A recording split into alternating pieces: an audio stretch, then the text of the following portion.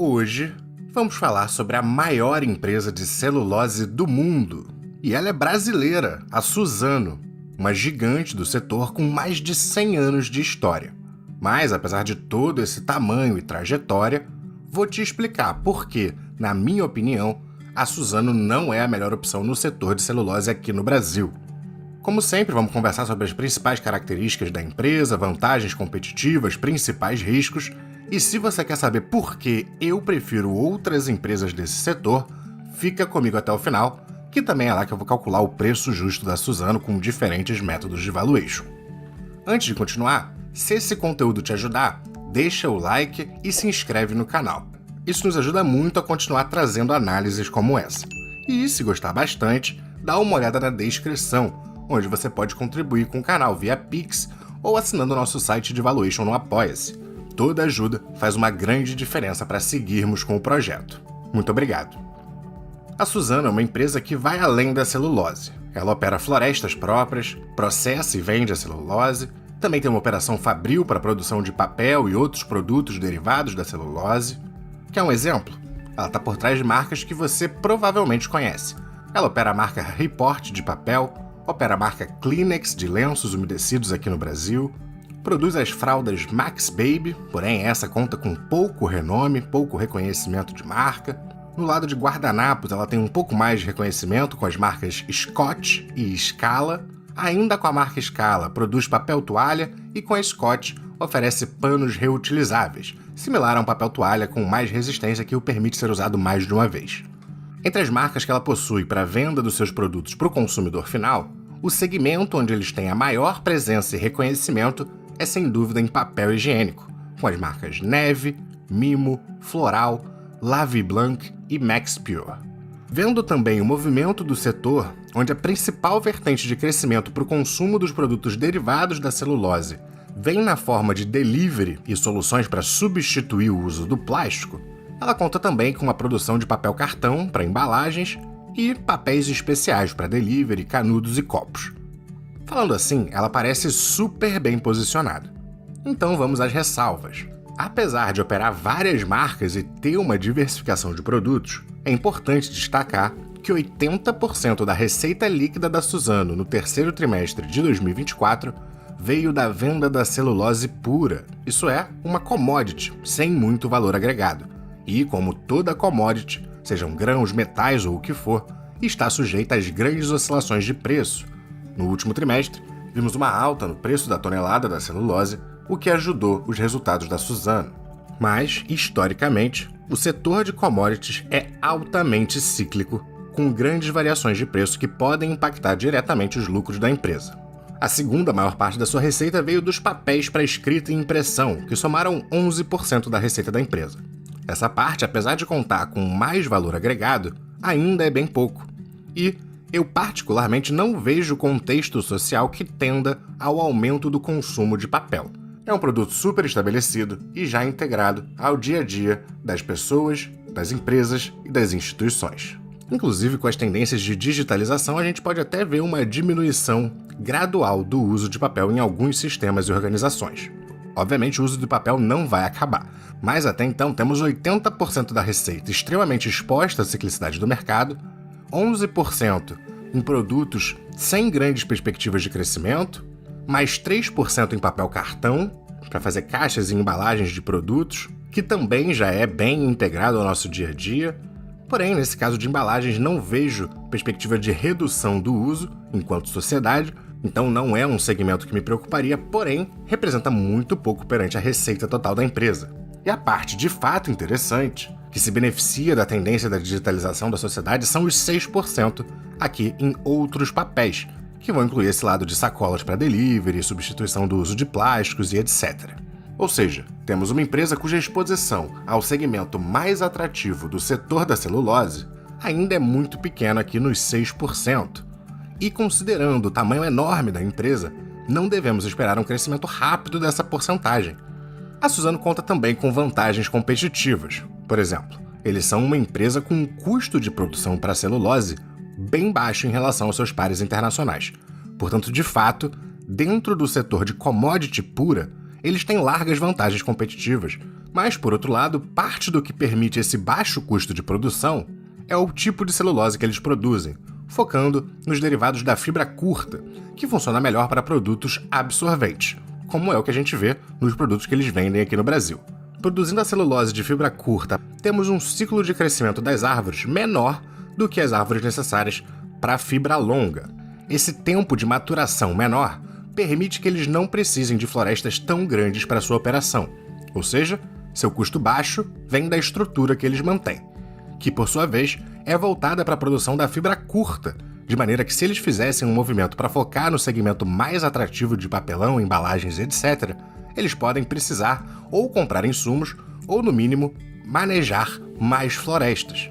De maneira que é plausível imaginar que se eles fizessem uma mudança estratégica mirando nos segmentos mais atrativos, talvez eles até começassem a diminuir as vantagens competitivas em termos do baixo custo de produção a nível mundial, do qual hoje eles se beneficiam.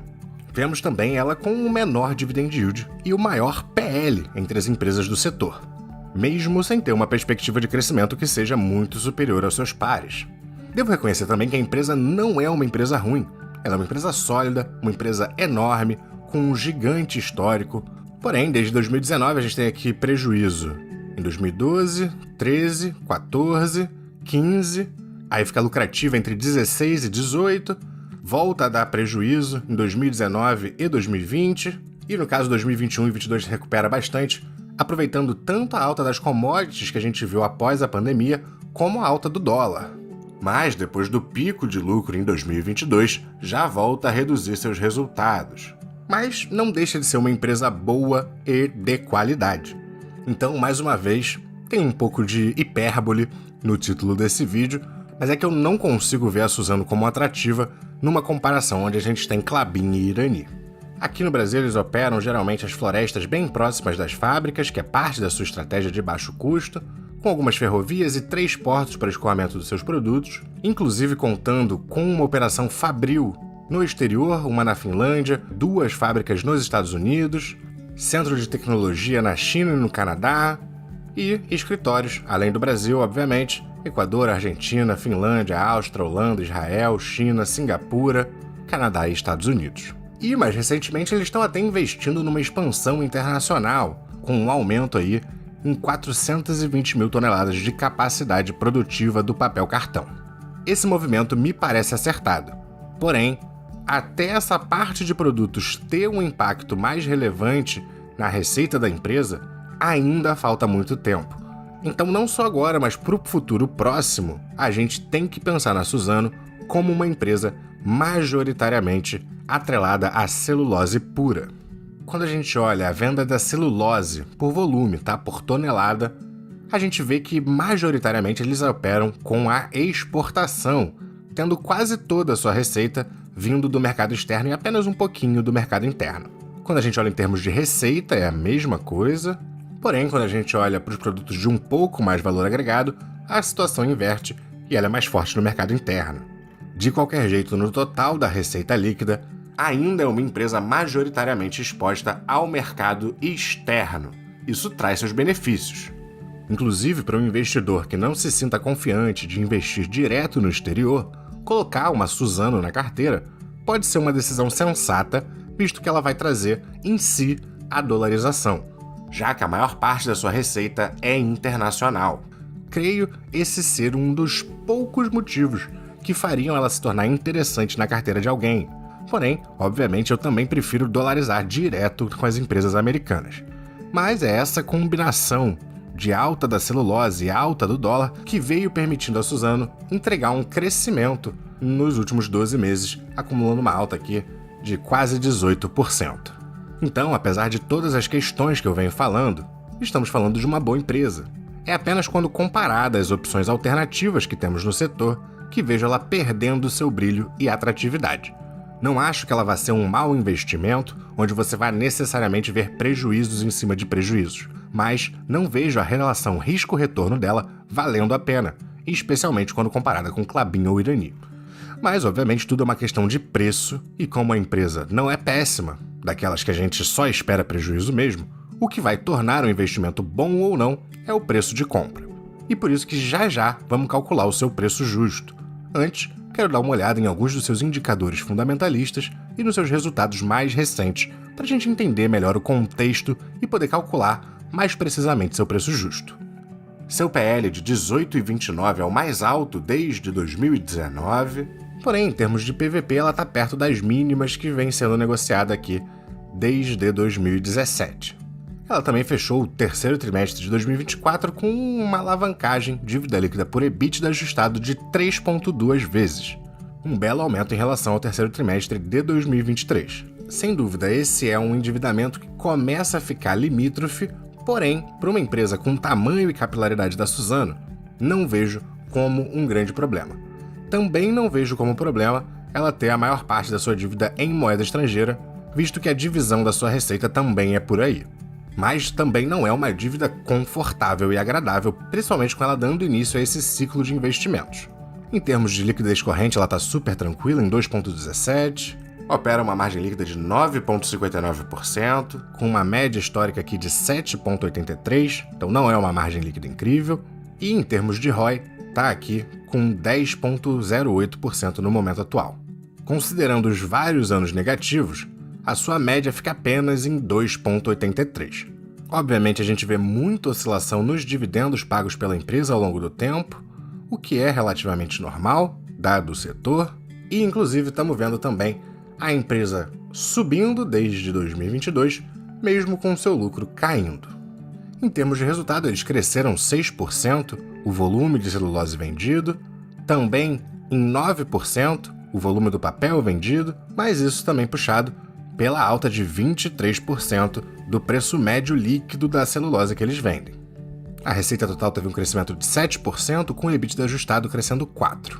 Apesar da queda em relação ao segundo trimestre de 2024, o EBITDA se mostra muito acima do ano passado, e mesmo com a estabilidade praticamente aqui no preço do papel, eles conseguiram botar um crescimento na receita derivada dessa parte da empresa. Parei aqui no resultado financeiro da empresa só para mostrar o quanto ela pode ser impactada pela simples variação do câmbio. No segundo trimestre de 2024, eles tiveram um resultado financeiro líquido de uma perda de 11 milhões. Então, claro que eles têm as operações de hedge para minimizar esses efeitos, mas a gente tem ao mesmo tempo uma exposição à ciclicidade do preço da celulose, como a ciclicidade da variação cambial, tornando os resultados da empresa extremamente voláteis.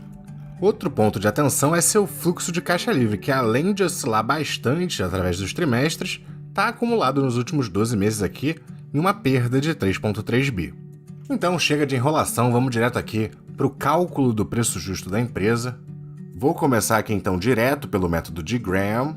Considerando as perspectivas da empresa, não acho saudável a gente estimar um crescimento acima de 8%, já estou colocando perto do que eu acho ali limítrofe, e 10,5% de taxa de desconto, e chegamos ao primeiro preço justo aqui de R$ 33,96, bem abaixo dos atuais R$ 60,50.